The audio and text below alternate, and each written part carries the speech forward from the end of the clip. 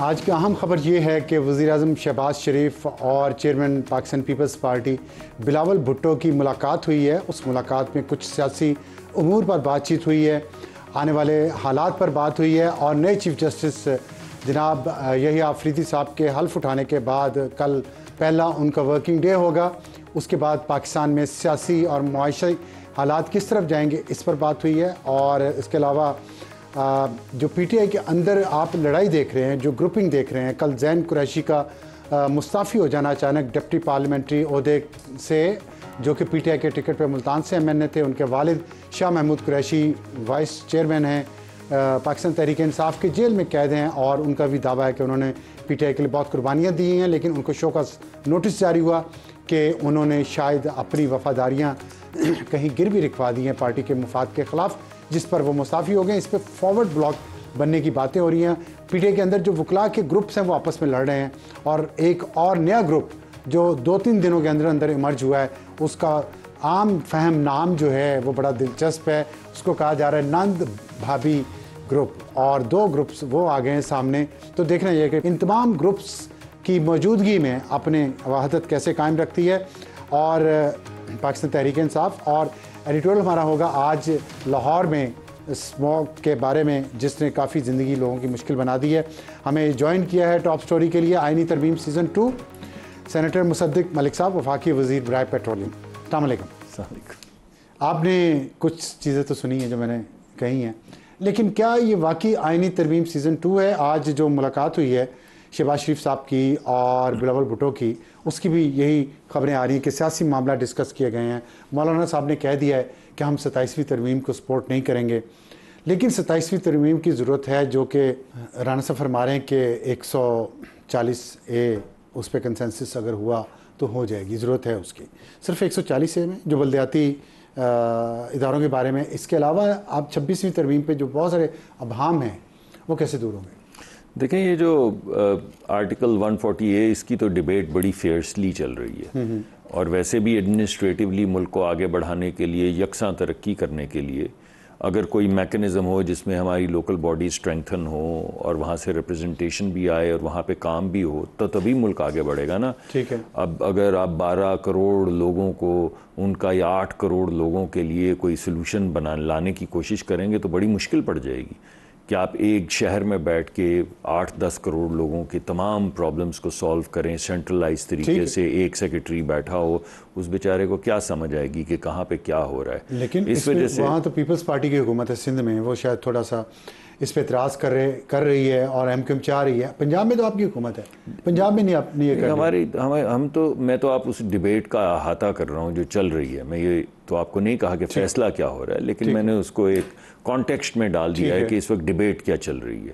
اور اس کے علاوہ کوئی اور چیز کسی اور کلاس میں میں آتا ہوں جی، بڑا ریئرلی ایسا ہوا ہے کہ اس کے اوپر یہ فیس ڈیبیٹ نہ چلی ہو، کسی طرف لگ نہیں رہی ہے، تو اس کے لیے اہم بات ہے کہ اس کو آگے بڑھایا جائے اور تمام لوگوں کو، تمام پارٹیز کو آن بورڈ لایا جائے۔ اس کے علاوہ جی بات یہ ہے کہ یہ جو آئینی ترمیم 26ویں آئی ہے، یہ آنے کی وجہ کیا ہے؟ اس کی آنے کی وجہ یہ ہے کہ جو قانونی آئینی فیصلے ہو رہے تھے ان کا سر پیر ایک دوسرے سے نہیں مل رہا تھا۔ نیب کا کیس دیکھ لیں، ایک بینچ بنتا ہے سپریم کورٹ کا ہی، وہ ایک طرح کے فیصلے کرتا ہے، تھوڑی دیر کے بعد ایک دوسرا بینچ اسی عدالت میں بنتا ہے تو بالکل یکسر مختلف فیصلے کر دیتا ہے۔ کچھ فیصلے ہوتے ہیں جس کے بعد آپ کے ہی پروگرام میں لوگ آ کے بیٹھ کے کہتے ہیں کہ بھائی یہ تو قانون، یہ تو آپ آئین کی انٹرپریٹیشن نہیں کر رہے بلکہ آپ نے آئین لکھنا شروع کر دیا اس فیصلے کے ذریعے۔ بہت سے آپ نے بلائے جو قانونی ماہرین تھے جنہوں نے یہ تبصرے کیے۔ اس کے علاوہ جب آپ نے شروع کیا کہ 184(3) میں کیا ہو رہا تھا، پتہ چلا پہلے ایک پرائم منسٹر کو گھر بھیج دیا، پھر دوسرے پرائم منسٹر کو گھر بھیج دیا، اور کچھ ترامیم سے ذرا ماضی میں چلے جائیں تو بھٹو صاحب کو پھانسی شہید کر دیا، پھانسی لگا دیا۔ اس سے پہلے جو ہے وہ ڈاکٹرن آف نیسیسٹی ایجاد کر دی۔ تو بڑا کلیئر ہو گیا کہ یہ وضاحت کی ضرورت ہے آئین میں۔ وضاحت ہو گئی میرے خیال میں 26ویں کے ذریعے؟ جی میرے خیال میں کافی حد تک ہوئی۔ یعنی جو دیکھیے ہوتا یہ ہے کہ جو کسی بھی وقت کی پرابلمز ہوتی ہیں ان کو سالو کرنے کے لیے ترمیم کی جاتی، کیونکہ جو آئین ہے اس کا جینیس اس میں چینج کی پروویژن ہے، یہی ہے جینیس۔ لیکن دیکھیں دنیا میں اتنی زیادہ ترامیم ابھی نہیں ہوئی۔ بہت لوگ سوالات کرتے ہیں، مثلا امریکہ ہے، وہاں کتنی ترامیم ہوئی ہیں آج 250 سال میں۔ ہمارے یہاں پچھلے 50 سال میں 27ویں ترمیم آ گئی ہے، ہر 2 سال بعد آن ایوریج 1.25 سال بعد ایک ترمیم آ رہی ہے. کیوں؟ دیکھیں جتنا آپ انٹرفیئر کریں گے، جتنا اس کو ابیوز کرنے کی کوشش کریں گے، جتنا ملک پاور کوفیشنٹس کے ذریعے چلے گا rather than a rule book، جتنی اس میں انسانی انٹرفیئرنس ہوگی اتنی ہی ترامیم کی ضرورت. احترام اگر کم ہوگا لکھے ہوئے الفاظ کا تو پھر دیکھیں نا، کوئی اگر آپ کسی بھی دین مذہب کی بات کر لیں یا کسی بھی آئین کی بات کر لیں، دین مذہب تو اس سے اوپر ہے، کہیں اوپر ہے، تو اس کا جینیس یہ ہے اس کی ایلیگنس آف سمپلسٹی، کہ اس کو 50,000 طریقوں سے انٹرپریٹ کرنے کی ضرورت نہیں پڑتی. یعنی وحدت خدا کی جو ہے، ہم نے تو کر لیا ویسے، مطلب وحدت خدا کی تو وحدت خدا کی ہے نا، ٹھیک ہے، تو اس کے اوپر اس کی ایلیگنس اتنی زیادہ ہے، سمپلسٹی اس میں زیادہ ہے کہ کوئی اس کو ڈسپیوٹ نہیں کرتا. امریکہ میں آپ جائیں تو فریڈمز کے اوپر کوئی تکرار نہیں ہوتی. بنیادی عقائد میں سے ایک عقیدہ ان کا جو ہے وہ فریڈم ہے.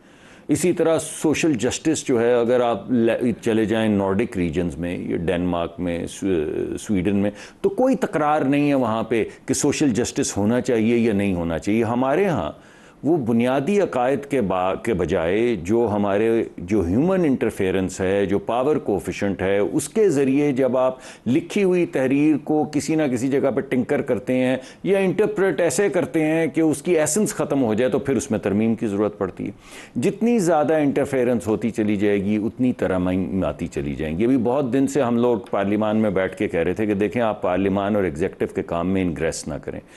آپ نے بے شمار پروگرام دیکھے ہوں گے جن میں یہ کہا گیا کہ دیکھیے 184.3 کا مقصد یہ نہیں تھا کہ آپ ہمیں بتائیں چینی کی بوری کی قیمت کیا ہوگی، یا آٹے کی بوری جو ہے وہ ایک پروونس سے دوسرے میں جا سکتی ہے یا نہیں، یا فلاں ہسپتال میں وارڈ بوائے کون لگے گا، یا فلاں ہسپتال کا جو ہیڈ ہے اس کی تنخواہ کتنی ہے اور کیوں نہ اس سے تنخواہ واپس لے لی جائے.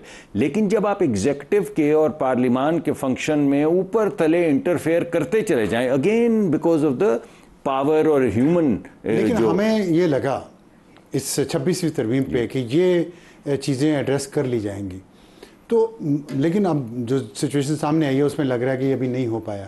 میرا سوال آپ سے یہ ہے، کیسے نہیں ہو پایا ذرا مجھے دیکھیں 27ویں ترمیم کی باتیں ہونا شروع ہو گئی ہیں اور ابھی تک جو عدلیہ پارلیمنٹ ایک کشمکش جاری ہے اس کا کوئی اینڈ ہوتا نظر نہیں آ رہا. خیر یہ بھی نہیں ہم کہہ سکتے کہ وہ جاری رہے گا، لیکن ابھی تک کوئی ایسی سالڈ ہمیں انفارمیشن نہیں آئی کہ یہ چیزیں ٹھیک ہو گئی ہیں.